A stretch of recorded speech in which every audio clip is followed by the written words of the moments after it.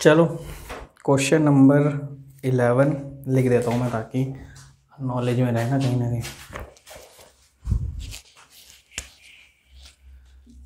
Question number 11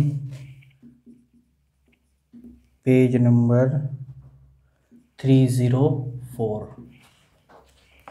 ठीक है, इसमें क्या लिखा है?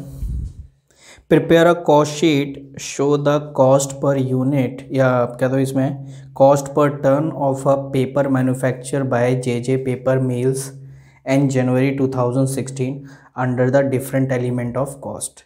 हमें एक कॉस्ट शीट तैयार करनी है, और किसके लिए तैयारी करनी है? एक है paper manufactured by J paper mills, इसके लिए हमें करना है। तो इन्होंने हमें मटेरियल वगैरह सब बता रखा है, कितना मटेरियल एक पेपर को बनाने में लगता है। क्योंकि पेपर को बनाने के लिए सबसे पहले हमने यहाँ पे लिखा है डायरेक्ट मटेरियल, जिसमें लिखा है paper pulse and other miscellaneous material लगता है। तो ये तो मटेरियल हो गया। तो मटेरियल में अगर हम डायरेक्ट लेबर जोड़ दें और डायरेक्ट एक्सपेंस जोड़ दें तो ये हमारा क्या बन जाएगा? फिक्स कॉस्ट बन जाएगा। वो आपका फिक्स कॉस्ट कह रहा हूँ मैं, बिल्कुल फिक्स कॉस्ट को एज अ प्राइम कॉस्ट के रिगार्डिंग हम इसमें ट्रीट करेंगे। लेकिन याद रखना इसमें ना हमारे पास दो कॉस्ट गिवन है, एक है वेरिएबल कॉस्ट और एक फिक्स कॉस्ट।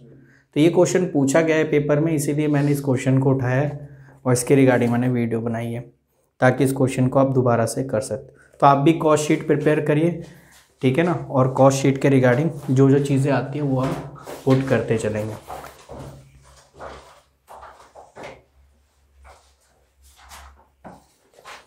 सबसे पहले हम डायरेक्ट मटेरियल लिखेंगे।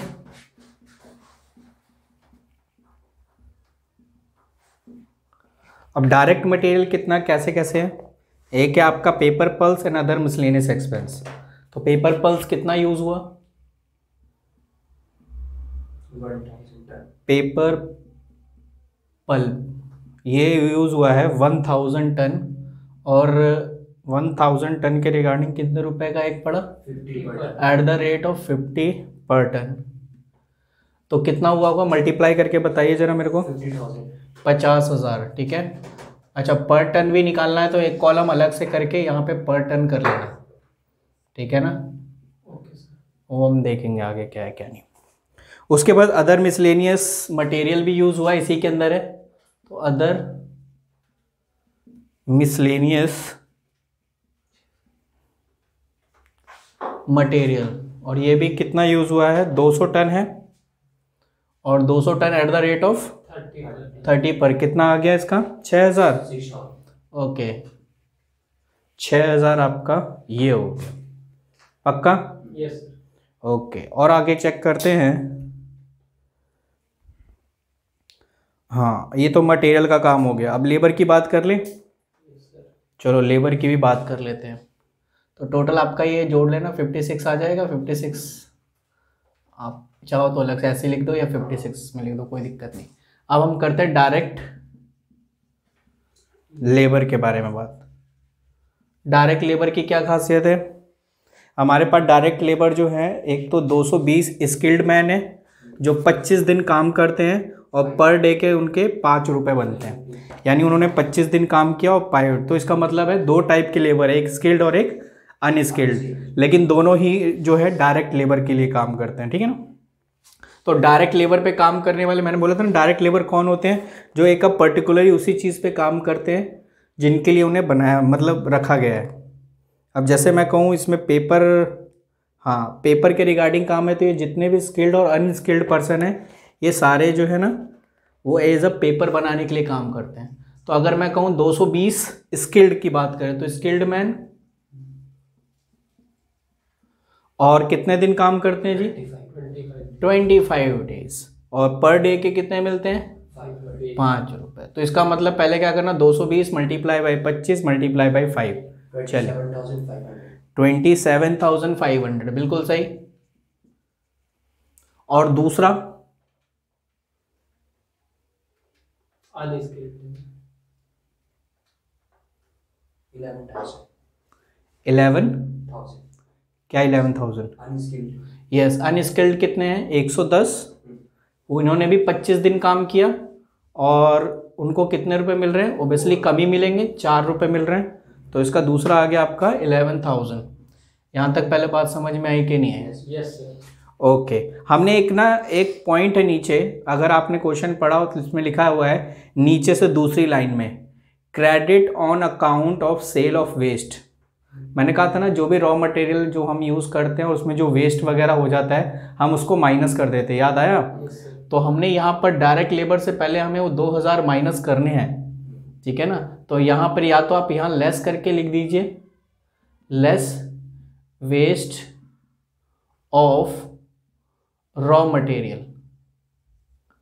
जो आपने रॉ मटेरियल वेस्ट किया है उसको हमने सेल कर दिया ना एज अ कितने में? 2000। तो माइनस कर देंगे तो कितना आपका बन जाएगा? 54,000।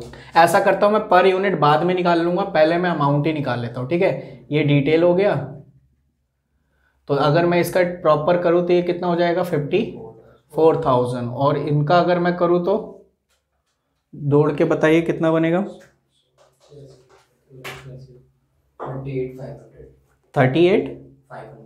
ओके, 38,500 ये दोनों हो गया। अब इन दोनों को अगर अभी ये मत जोड़ना, अभी मैं वो भी ले लेता हूँ, डायरेक्ट एक्सपेंस भी ले लेता हूँ, ठीक है।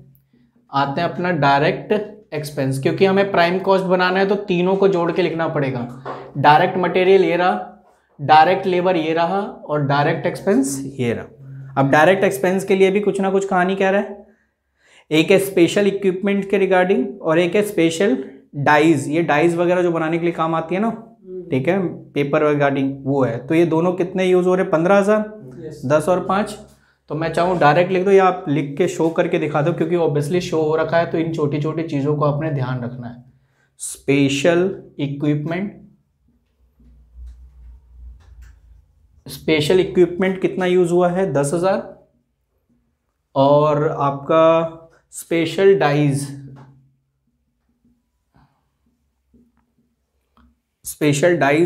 कितने यूज हुए हैं? 5,000। दोनों को जोड़ा कितना आया? 15,000। अब मैं अगर इन तीनों को जोड़ूं, डायरेक्ट मटेरियल, डायरेक्ट वेजेस हो गया और डायरेक्ट आपका एक्सपेंस हो गया, तीनों को जोड़ दूंगा तो मेरा प्राइम कॉस्ट निकल के आ जाएगा। बताओ इसी बात पे प्राइम कॉस्ट कितना आ जाएगा? 1,07,500। ठीक है, क्लियर है? चलो बढ़िया। तो ये पॉइंट्स आपका हो गया।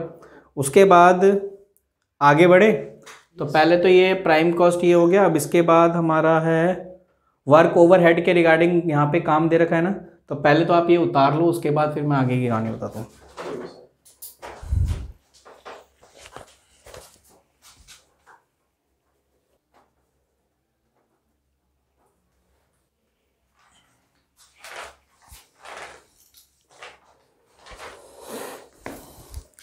उसके बाद प्राइम कॉस्ट के बाद नेक्स्ट हमारा आ जाता है वर्क ओवरहेड, या हम इसे कहते हैं फैक्ट्री ओवरहेड, है ना? यस। इसमें ऐड कर देते हैं फैक्ट्री ओवरहेड।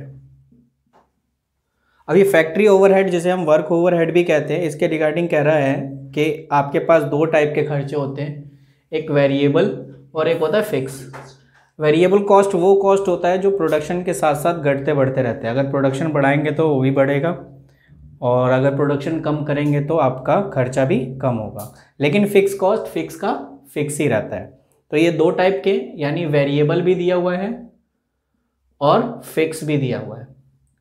तो वेरिएबल के लिए क्या बोल रहा है? वेरिएबल कह रहा है 100% ऑफ डायरेक्ट वेजेस। हमने ऊपर डायरेक्ट वेजेस निकाला था, कितना निकला था? 38,500। चेक करना जरा। और उसके बाद जो फिक्स कह रहा है वो कह रहा है 50% ऑफ डायरेक्ट वेजेस, यानी ये जो हमने डायरेक्ट वेजेस 38,500 निकाला है इसका 50%, और इन दोनों को जोड़ देंगे तो फैक्ट्री ओवरहेड आ जाएगा। तो इसको बताना 50% कितना हुआ? 19,200। ओके, इन दोनों को जोड़ के बताएंगे।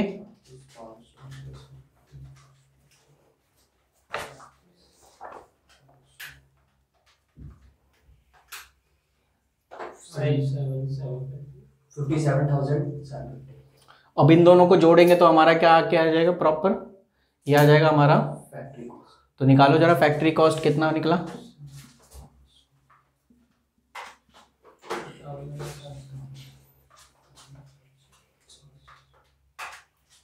$1,65,250। 1,65,250 ये आपका फैक्ट्री कॉस्ट है।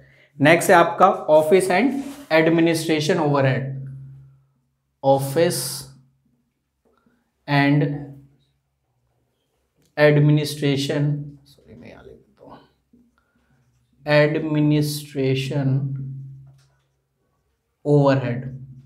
इसके लिए क्या बोल रखा है इसने, डायरेक्ट कह रहा है 10% on work cost, work cost यानी फैक्ट्री कॉस्ट का कितना 10%, तो ये हमारा निकल के आया था ना, तो कितना लिख देंगे डायरेक्ट 16,525 पक्का। ओके, तो अगर हम ये जोड़ देंगे तो हमारा नेक्स्ट क्या आ जाएगा, ऑफिस कॉस्ट, यस, या कॉस्ट ऑफ प्रोडक्शन कह सकते हैं ना। तो कॉस्ट ऑफ प्रोडक्शन बता दो कितना आ जाएगा, कॉस्ट ऑफ प्रोडक्शन 1,81,775, 1,81,775। ओके, यहाँ तक तो काम डन है अपना। उसके बाद नेक्स्ट है सेलिंग एंड डिस्ट्रीब्यूशन ओवरहेड, तो सेलिंग वाला भी ऐड इसमें कर देते हैं, सेलिंग एंड डिस्ट्रीब्यूशन ओवरहेड, ये कितना है आपका 20% बोला, टोटल कॉस्ट ऑफ प्रोडक्शन निकाल लो, टोटल कॉस्ट ऑफ प्रोडक्शन का 36,355 है ना। ओके, अगर हम इसको जोड़ देंगे तो हमारा पास पूरा बन जाएगा क्या, टोटल कॉस्ट आ जाएगा। चलिए बताइए टोटल कॉस्ट कितना आया, 2,18,130 है ना। ओके, क्या हमसे ये बनाने के लिए बोला था क्या, खैर कॉस्ट शीट तो प्रिपेयर करने के लिए बोला ही था, लेकिन आपको बोला था पर यूनिट निकालने के लिए, ठीक है ना, पर टन लिख रहा है ना, कॉस्ट पर टन निकालना है हमें। तो कॉस्ट पर टन निकालने के लिए हमें पता है क्या करना है, cost divided by unit produce. तो यूनिट प्रोड्यूस कॉस्ट हमारा कितना निकला 2,18,130, और इसे डिवाइड कर देंगे 1000 यूनिट, देखो यूनिट कितना बना है 1000 टन, तो 1000 से डिवाइड कर देंगे तो 3 के बाद 0 है ना, 10 इसमें आ जाएगा ये 218.13। चेक करो आंसर, यस सर सही है, बिल्कुल ठीक है। तो हमें यही निकालना था, ठीक है। तो ये एंड में नीचे आप कर सकते हो कि इसको हमने क्या नाम दिया, कॉस्ट पर यूनिट, यानी कॉस्ट पर टन, यहाँ पे पर टन यूज कर सकते हैं, ये लो। चलो, ये आपका क्वेश्चन ये भी फिनिश है, अब उतार लो इसे।